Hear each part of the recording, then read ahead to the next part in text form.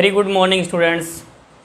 आज हम स्टडी करेंगे क्लास 12th में मानव में उत्सर्जन तंत्र की संरचना के बारे में। मानव में उत्सर्जन तंत्र की संरचना होती हैं, उस संरचना में हमें ध्यान रखना है कि उत्सर्जन तंत्र का निर्माण किस प्रकार से होता है, उनकी संरचना किस प्रकार की होती है।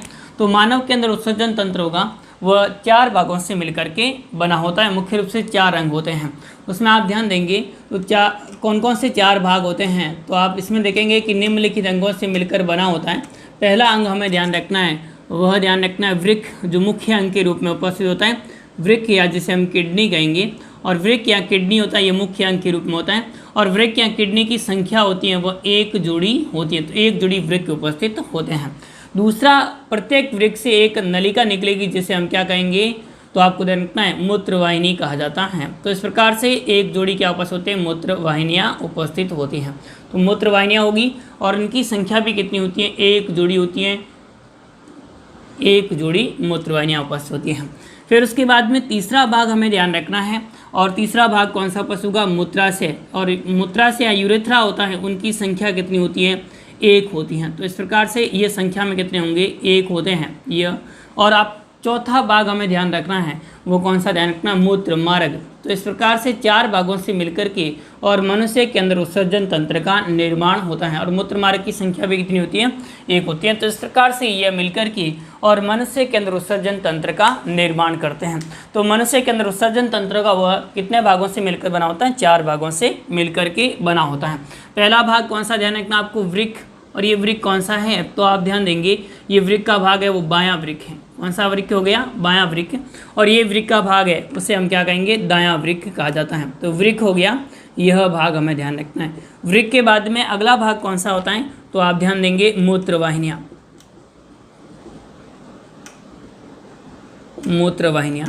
मूत्रवाहिनियों के बाद में ये भाग है वो कौन सा हो जाएगा, मूत्राशय। और मूत्राशय के बाद में अगला भाग हमें दिखाई दे रहा है वो मूत्र मार्ग है। तो इस प्रकार से 4 भागों से मिलकर के और मनुष्य के अंदर जो है वह उत्सर्जन तंत्र का निर्माण होता है। उसके अतिरिक्त आप ध्यान देंगे तो जो किडनी होती है, वृक्क होती है, उसके ऊपर एक ग्रंथि उपस्थित होती है जिसे एड्रिनल ग्रंथि या अधिवक्र ग्रंथि कहा जाता है। तो एड्रिनल ग्रंथि या कौन सी ग्रंथि उपस्थित होती है, अधिवक्र ग्रंथि होती है, वह उपस्थित होती है। तो इस प्रकार से मनुष्य के अंदर उत्सर्जन तंत्र है उसमें निम्नलिखित 4 भाग होते हैं। सबसे पहला भाग हम देखेंगे, और पहला भाग कौन सा, वृक्क या जिसे हम क्या कहेंगे, किडनी कहा जाता है। तो इस प्रकार से वृक्क या किडनी होगी। इसमें आप ध्यान देंगे मनुष्य के अंदर 1 जोड़ी वृक्क पाए जाते हैं, यानी इनकी संख्या कितनी होती है, 1 जोड़ी होती हैं। और वृक्क होते हैं वह हमारे पीछे की ओर की जो कशेरुकी की दंड होती है उस कशेरुकी की दंड के दोनों पार्श्वों में उपस्थित होते हैं, पछे भाग में उपस्थित होते हैं। तो इस प्रकार से वृक्क होंगे वे कशेरुकी की दंड के दोनों ओर उपस्थित होते हैं। तो कशेरुकी दंड के दोनों पार्श्वों में उपस्थित होते हैं, कशेरुकी दंड के पार्श्व में उपस्थित होते हैं वे वृक्क उपस्थित होते हैं। मनुष्य के अंदर 1 जोड़ी वृक्क उपस्थित होंगे, जो कशेरुकी दंड होता है उस कशेरुकी दंड के दोनों पार्श्व में उपस्थित होता है। तो कशेरुकी दंड के पार्श्व में जो भाग होगा उन दोनों और भागों में क्या उपस्थित होता है, वृक्क उपस्थित होता है। आप ध्यान देंगे कि वृक्क होता है ये वृक्क पश्च भाग में उपस्थित होता है, और इसकी उत्पत्ति होती है वह मीजोड्रम से होती हैं, यानी भ्रूणीय मीजोड्रम से ये बनता है। और मनुष्य के अंदर वृक्क होता है वो पश्च भाग में उपस्थित होता है, और इस कारण से इस वृक्क को हम क्या कहेंगे, पश्च वृक्क कहा जाता है, या इसे मेटानेफ्रिक वृक्क कहा जाता है। तो मनुष्य के अंदर वृक्क होगा वह किस प्रकार का होता है, मेटानेफ्रिक प्रकार का वृक्क होता है, पश्च भाग में उपस्थित होता है। प्रत्येक वृक्क होगा उस वृक्क में आप देखेंगे तो इसकी लंबाई होती है वह 15 से 20 सेंटीमीटर की लंबाई होती है। तो इसकी लंबाई कितनी होगी, 10 से 12 सेंटीमीटर की लंबाई होती है। इसकी लंबाई कितनी होगी, 10 से 12 सेंटीमीटर होती है। और चौड़ाई की बात करें तो इनकी चौड़ाई होती है वह आपको ध्यान रखना है 5 से 7 सेंटीमीटर इनकी चौड़ाई होती है। तो चौड़ाई होगी वो 5 से 7 सेंटीमीटर होती है, लंबाई होती है वो कितनी होती है, 10 से 12 सेंटीमीटर होती है। तथा मोटाई की बात करें, थिकनेस की बात करें तो मोटाई इनकी होती है वो 2 से 3 सेंटीमीटर होती है। 2 से 3 सेंटीमीटर इसकी क्या होगी, मोटाई होती है। तो प्रत्येक वृक्क होगा उस वृक्क की लंबाई होती है वो 10 से 12 सेंटीमीटर होती है, और मोटाई होती है 2 से 3 सेंटीमीटर, और चौड़ाई होती है वो 5 से 7 सेंटीमीटर होती है। तो ये इस प्रकार से हमें ध्यान रखना है वृक्क की मोटाई। और भार की बात करें तो इनका भार होता है वो लगभग 150 ग्राम होता है, 150 ग्राम के आसपास इनका क्या होता है, भार होता है। ये हमें ध्यान रखना है। और बात करेंगे तो इसमें जो दायां वृक्क है वह दायां वृक्क थोड़ा सा नीचे की ओर उपस्थित होता है, बायां वृक्क होता है वो थोड़ा ऊपर की ओर उपस्थित होता है। तो दायां वृक्क होगा वो थोड़ा सा नीचे की ओर उपस्थित होता है और बायां वृक्क कहाँ पर उपस्थित होता है, थोड़ा सा ऊपर की ओर उपस्थित होता है। आपको बेसिक सा ध्यान रखना है कि जो दायां भाग होता है उस ओर क्या उपस्थित होता है, लीवर उपस्थित होता है, यकृत उपस्थित होता है। और यकृत बड़ी संरचना है, इसके कारण से ये थोड़ा सा नीचे की ओर उपस्थित होता है। जबकि दाएं भाग में यहाँ पर हमें बाएं भाग में हमें हृदय मिलता है और हृदय होगा उस और ये थोड़ा सा ऊपर की ओर उपस्थित होता है। तो ये इस प्रकार से ये उदर गुहा के अंदर उपस्थित होता है। तो उदर गुहा में कहाँ पर उपस्थित होगा, तो उदर गुहा में उपस्थित होता है और उदर गुहा होती है उससे यह जुड़ा हुआ रहता है। और उदर गुहा से जुड़ा हुआ रहता है वो भित्तीय पेरिटोनियल से जुड़ा हुआ रहता है। यानी पेरिटोनियल मोटी वलन होती है और पेरिटोनियल की जो पेरिटोनियल की मोटे वलन होता है उस वलन से ये क्या होता है, जुड़ा हुआ रहता है। तो पेरिटोनियल की मोटी वलन से अग्रभाग में जुड़ा होता है, पीछे के भाग में कशेरुकी की दंड उपस्थित होता है और मांसपेशियाँ होती हैं उससे घिरा हुआ रहता है। तो ये हमें वृक्क के बारे में ध्यान रखना है। फिर उसके बाद में देखिए वृक्क होता है उसका जो बाहर का तल होता है वह तो उत्तल होता है। बाहर का तल कैसा होगा, उत्तल, और भीतर का तल होता है वह कैसा होता है, अवतल होता है। तो भीतर का तल होगा वो तो कैसा होता है, अवतल होता है। बाहर होता है वो कैसा होता है, उत्तल होता है।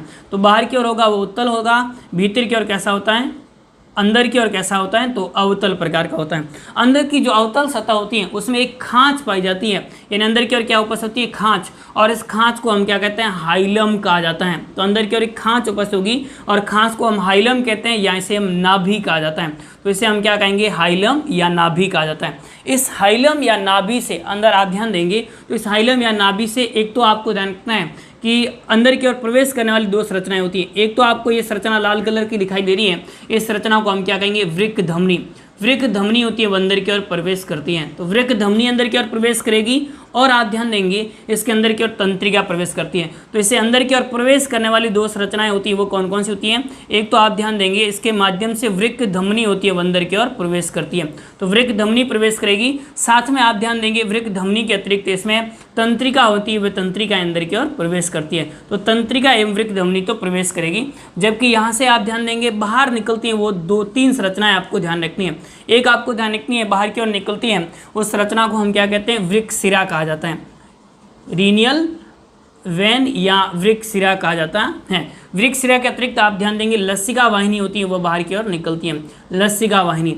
और लसिका वाहिनी के अतिरिक्त आप ध्यान देंगे तीसरी वाहिनी निकलती है जो मूत्र को ले जाने का कार्य करती है, उसे हम क्या कहेंगे, मूत्र वाहिनी। तो ये 3 वाहिनियां हैं इस भाग से बाहर की ओर निकलती हैं, कौन कौन सी, वृक्क सिरा, उसके बाद लसिका वाहिनी और उसके बाद में कौन सी ध्यान रखनी है आपको, मूत्र वाहिनी। यह भाग है, ये कौन सा भाग हो जाएगा, वृक्क सिरा है। तो वृक्क सिरा भाग हो गया ये, और वृक्क सिरा होता है ये बाहर की ओर यहाँ से निकलती है। तो इस प्रकार से वृक्क सिरा होगी वो बाहर की ओर निकलती है, अंदर की ओर प्रवेश करती है, और वृक्क धमनी अंदर की ओर प्रवेश करती है। और उसके बाद में आप ध्यान दीजिए तो आपको ध्यान रखना है वृक्क होता है, उस वृक्क में जो बहुत सारे पिंड उपस्थित होते हैं वे निकल करके और एक भाग का निर्माण करेंगे जैसे पेल्विस, और प्रत्येक वृक्क से क्या निकलती है, मूत्रवाहिनी निकलती है। तो दूसरा भाग हमें ध्यान रखना है, वो कौन सा ध्यान रखना है, मूत्रवाहिनियाँ। मूत्रवाहिनियाँ पहला भाग कंप्लीट हो गया। क्या ध्यान रखना आपको, वृक्क, मनुष्य में एक जोड़ी वृक्क उपस्थित होते हैं जो कशेरुकी दंड के दोनों पार्श्व में उपस्थित होते हैं। उसके बाद में वृक्क की उत्पत्ति होती है वह भ्रूणीय मेसोडर्म से होती है। मनुष्य के अंदर वृक्क होते हैं पक्ष वृक्क या मेटानेफ्रिक प्रकार के वृक्क होते हैं, एंड वृक्क होते हैं वह उदर के पश्च भाग में उपस्थित होते हैं, पीछे के भाग में उपस्थित होते हैं, जिसे हम क्या कहेंगे, पश्च वक्र कहा जाता है या अपन मेटानेफ्रिक कहा जाता है। और ये वृक्क होते हैं वे पेरिटोनियल वलन के द्वारा उदर गुहा से जुड़े हुए रहते हैं। और वृक्क की बात करें तो वृक्क की मोटाई होती है वो कितनी हो, 2 से 3 सेंटीमीटर, लंबाई होती है 10 से 12 सेंटीमीटर, चौड़ाई होती है 5 से 7 सेंटीमीटर होती है। दायां वृक्क होता है वो थोड़ा नीचे की ओर उपस्थित होता है, बायां वृक्क थोड़ा सा ऊपर की ओर उपस्थित होता है। फिर उसके बाद में वृक्क में जो बाह्य सतह होती है वह उत्तल होती है, भीतरी सतह होती है वह आपको ध्यान रखना अवतल होती हैं। भीतर की ओर जो सतह अवतल सतह होती है उस अवतल सतह पर एक खांच उपस्थित होती है जिसे हाइलम या नाभि कहा जाता है। हाइलम या नाभि के द्वारा वृक्क धमनी एवं तंत्रिकाएं होती हैं अंदर की ओर प्रवेश करती हैं तथा वृक्क सिरा, लसिका वाहिनी एवं मूत्र वाहिनियाँ बाहर की ओर निकलती हैं। फिर उसके बाद में अगला हमें संरचना ध्यान रखनी है और वो कौन सा ध्यान रखना है, मूत्र वाहिनियाँ। मनुष्य के अंदर एक जोड़ी मूत्रवाहिनियाँ उपस्थित होती हैं, जो कि प्रत्येक वृक्क से निकलती हैं, प्रत्येक वृक्क से निकलती हैं। और ये प्रत्येक वृक्क से निकल कर और कहाँ पर खुलती हैं, तो आप ध्यान देंगे मूत्राशय में खुलती हैं। ये प्रत्येक वृक्क से निकलकर किस में खुलेगी, मूत्राशय में खुलती है। ये सीधी नहीं होती है, ये घुमावदार होती है, जिसके कारण से मूत्र का विपरीत प्रवाह नहीं हो सकता है। तो ये घुमावदार इस प्रकार से होती हैं। और ये इनकी जो भित्ति होती है मोटी पेशीय भित्ति होती है, इनकी भित्ति होगी मोटी पेशीय भित्ति से बनी हुई होती है, यानी मोटी पेशीय भित्ति होती है, जिसके अंदर आपको ध्यान रखना है संक्रीय गुहा होती है, जिसके अंदर क्या होगी, संक्रीय गुहा युक्त होती हैं। तो मोटी पेशीय भित्ति युक्त जो नलिकाएं होती हैं, इन संक्रीय लंबी मोटी पेशीय भित्ति युक्त नलिकाएं होती हैं, उन्हें हम मूत्रवाहिनियां कहेंगे।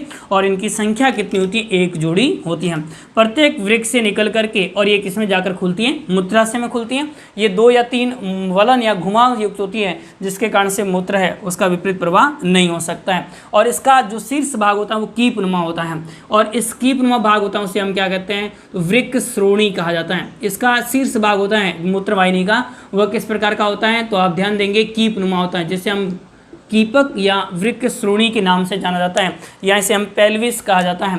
तो इस प्रकार से वृक्क श्रोणी या इसे हम क्या कहेंगे, पेल्विस के नाम से जाना जाता है। तो इसका जो शीर्ष भाग होगा वह कैसा होता है, कीपनुमा, जिसे वृक्क श्रोणी या पेल्विस कहा जाता है। अब उसके बाद में अगला भाग आ जाता है, और वो कौन सा भाग होगा, मूत्राशय। तो अगला भाग हमें ध्यान रखना है, तीसरी संरचना, और तीसरी कौन सी संरचना उपस्थित होती है, मूत्राशय उपस्थित होता है। मनुष्य में एक थैलेनुमा पेशीय संरचना उपस्थित होती है, जिसे हम क्या कहते हैं, मूत्राशय कहा जाता है। और इसमें मूत्र का अस्थायी रूप से संग्रहण होता है। तो थैलेनुमा संरचना होगी, जिसे हम क्या कहेंगे, मूत्राशय कहा जाता है। ये पेशियों से बनी हुई संरचना होती है, तो पेशीय थैलेनुमा संरचना होगी, जिसे मूत्राशय कहा जाता है। मूत्राशय में मूत्र का संग्रह होता है, मूत्राशय में मूत्र का क्या होता है, अस्थायी रूप से संग्रह होता है। और इसमें मूत्र संग्रह करने की क्षमता होती है वह 700 से 800 मिलीलीटर तक होती है। तो इसमें जो मूत्र है उसके संग्रह करने की क्षमता कितनी होती है, 700 से 800 मिलीलीटर होती है।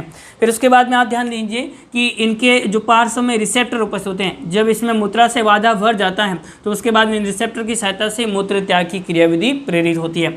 और मूत्राशय होता है, उस मूत्राशय के अग्रभाग में एक अवरोधनी उपस्थित होती है, और जिसे हम आंतरिक अवरोधनी कहा जाता है। तो आंतरिक मूत्र अवरोधनी या मूत्राशय अवरोधनी कहा जाता है। तो ये अवरोधनी उपस्थित होती है, स्पिंक्टर उपस्थित होता है, और ये इंटरनल यूरेथ्रा स्पिंक्टर होता है। इस इंटरनल यूरेथ्रा स्पिंक्टर के द्वारा मूत्र है वह बंद रहता है, यानी मूत्र होगा उसके प्रवाह को रोका जाता है। और जैसे ही आपको देखते हैं इसमें संकुचन होगा, तो संकुचन होने के कारण से ये अवरोधनी खुल जाती है, और ये किसमें खुल जाता है, मूत्र मार्ग में, और मूत्र मार्ग से बाहर की ओर खुलता है। तो अगली संरचना हमें ध्यान रखनी है, और वो कौन सी ध्यान रखनी है, मूत्र मार्ग होता है। यह आप ध्यान देंगे एक पतली नलिका होती है, पतली नलिका रूपी संरचना होती है, जिसे हम क्या कहते हैं, मूत्र मार्ग कहा जाता है। पतली नलिका रूपी संरचना होगी, जिसे हम क्या कहते हैं, मूत्र मार्ग कहते हैं। मूत्राशय होता है वो किसमें खुलता है, मूत्र मार्ग में खुलता है। और मूत्र मार्ग होता है उसके शीर्ष पर भी अवरोधनी उपस्थित होती है, और अवरोधनी होगी जो मूत्र मार्ग को क्या करती है, बंद किए हुए रखती है। जैसे ही आप ध्यान देंगे मूत्र मार्ग की अवरोधनी खुलती है, तो मूत्र त्याग की क्रियाविधि बाहर की ओर संपन्न हो जाती है। मूत्र मार्ग होगी, उसमें आप ध्यान देंगे तो मनुष्य में जो नर में मूत्र मार्ग होता है वह मूत्र एवं जनन दोनों मार्ग का कार्य करता है, इसलिए इसे मूत्र जनन मार्ग कहते हैं। और नर में इसकी लंबाई होती है वह 15 से 20 सेंटीमीटर इसकी लंबाई होती है, जबकि मादाओं में इनकी लंबाई होती है वह केवल 4 सेंटीमीटर होती है। तो मादा में मूत्र मार्ग की लंबाई केवल कितनी, 4 सेंटीमीटर होती है, जबकि नर में मूत्र मार्ग की लंबाई होती है वह कितने सेंटीमीटर होती है, 15 से 20 सेंटीमीटर होती है। फिर उसके बाद में आप ध्यान दीजिए कि मूत्र मार्ग होता है वह नर में मूत्र एवं जनन मार्ग दोनों का कार्य करता है, जबकि मादा में ये मार्ग अलग अलग उपस्थित होते हैं। तो नर में मूत्र एवं जनन मार्ग होगा वह मूत्र जनन मार्ग कहलाता है, और इसमें मूत्र जनन मार्ग होगा वह कॉमन मार्ग के रूप में कार्य करता है, बाहर की ओर खुलता है। तो ये इस प्रकार से 4 संरचनाएं होती हैं, जिससे मिलकर के मनुष्य के अंदर उत्सर्जन तंत्र का निर्माण होता है। तो ये था मनुष्य की उत्सर्जन तंत्र की संरचना किस प्रकार की होती है। अब हम नेक्स्ट अगली बात करेंगे, और अगली संरचना हमें कौन सी ध्यान रखनी है, वृक्क की आंतरिक संरचना के बारे में। वृक्क की आंतरिक संरचना में आपको ध्यान रखना है कि मनुष्य के अंदर जो प्रत्येक वृक्क है उसकी आंतरिक संरचना होगी, उसमें कौन कौन से भाग होते हैं। तो ये मैंने वृक्क बनाया, वो कौन सा बनाया है, तो आपको ध्यान रखना है इस साइड का वृक्क है तो ये राइट वृक्क है, यानी आपको ध्यान रखना है दायां वृक्क है, तो दायां वृक्क हमने बनाया है। और इस वृक्क की आंतरिक संरचना होगी, उस आंतरिक संरचना आपको ध्यान रखना है, वृक्क होगा उसका सबसे बाहर का भाग होता है जो कि संयोजी ऊतकों से निर्मित होता है, और संयोजी ऊतकों से निर्मित सबसे बाहर का भाग होता है उसे हम क्या कहते हैं, तो आपको ध्यान रखना वृक्क संपुट कहा जाता है या वृक्क कैप्सूल कहा जाता है, रीनियल कैप्सूल कहा जाता है। तो सबसे बाहर का आवरण होगा जो कि किससे निर्मित होता है, संयोजी ऊतकों से निर्मित होता है, दोहरा आवरण होता है, और संयोजी ऊतकों से निर्मित जो दोहरा आवरण होता है उसे हम क्या कहते हैं, वृक्क संपुट कहा जाता है। वृक्क संपुट के भीतर का भाग होता है, अंदर का भाग होता है, उसको दो भागों में बांटा गया है। तो उसको कितने भागों में बांटा गया, दो भागों में। सबसे बाहर का ये भाग दिखाई दे रहा है, ये बाहर का भाग होगा जिसे हम क्या कहते हैं, जो कणिका में भाग दिखाई देता है, और गहरे लाल रंग का भाग होता है। कणिका में गहरे लाल रंग का जो बाहर की ओर भाग दिखाई देता है उस भाग को हम क्या कहते हैं, तो आपको जानना उसे हम कहेंगे वृक्क कॉर्टेक्स या वृक्क वल्कुट कहा जाता है। तो उसे हम क्या कहेंगे, वृक्क वल्कुट, या इसे हम रीनियल कॉर्टेक्स कहा जाता है। तो बाहर का भाग होगा इसे रीनियल कॉर्टेक्स के नाम से जाना जाता है। और अंदर का भाग होगा, ये यहाँ से अंदर का पूरा भाग है, उस अंदर के भाग को हम क्या कहते हैं, वृक्क आंतरिक भाग होगा, और उस आंतरिक भाग को हम क्या कहते हैं, वृक्क मध्यांश या मेडुला कहा जाता है। तो इस प्रकार से रीनियल मेडुला के नाम से जाना जाता है। तो अंदर का भाग होगा रीनियल मेडुला, और बाहर का भाग होता है उसे हम क्या कहते हैं, तो आपको देखना वृक्क कॉर्टेक्स कहा जाता है। अब सबसे पहले ध्यान दीजिए, बाहर का भाग होता है वृक्क संपुट भाग, और अंदर का जो भाग होगा वो वृक्क मध्यांश होता है। वृक्क मध्यांश होता है, उसमें बहुत सारे शंकुआकार संरचनाएं आपस होती हैं।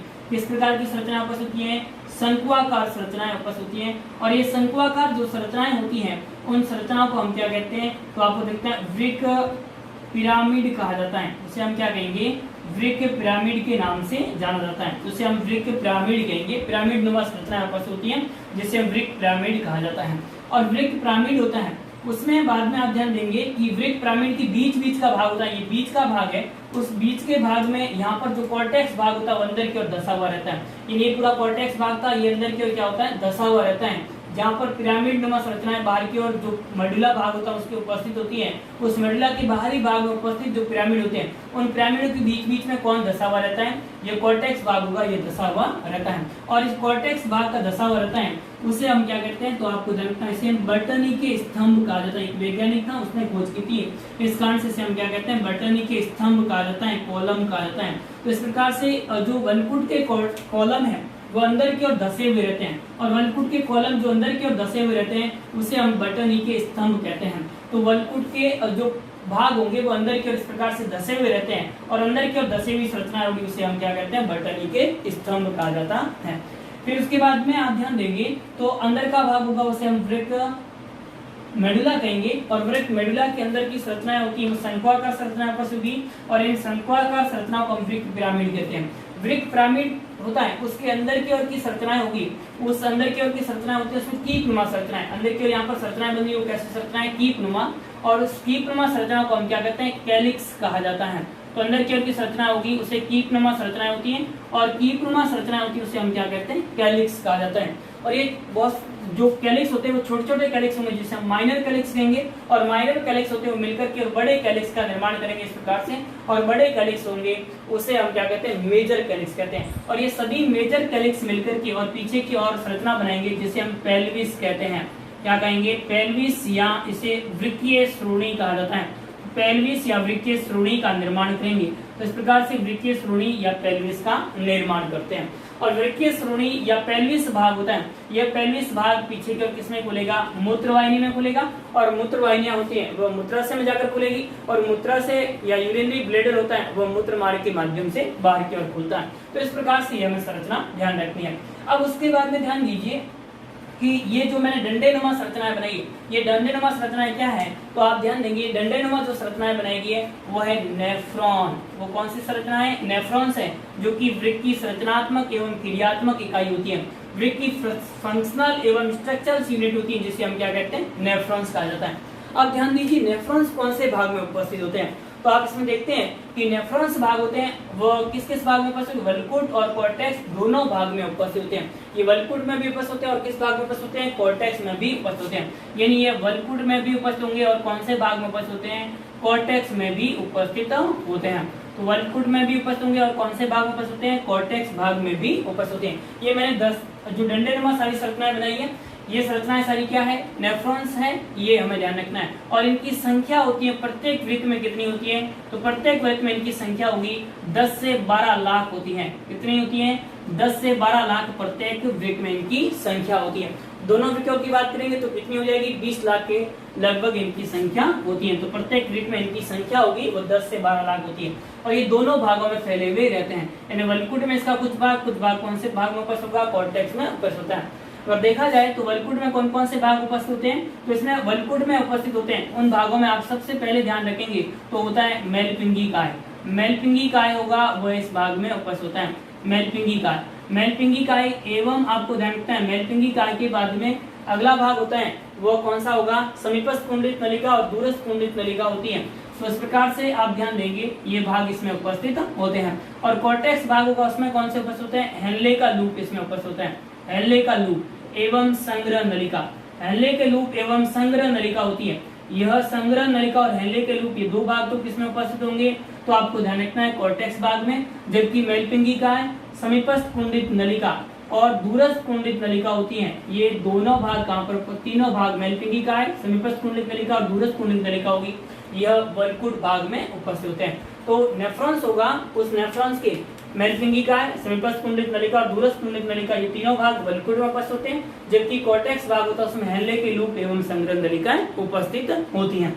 अब हम नेक्स्ट अगली क्लास में पढ़ेंगे वो नेफ्रॉन्स की संरचना के बारे में पढ़ेंगे। तब तक के लिए धन्यवाद, थैंक यू।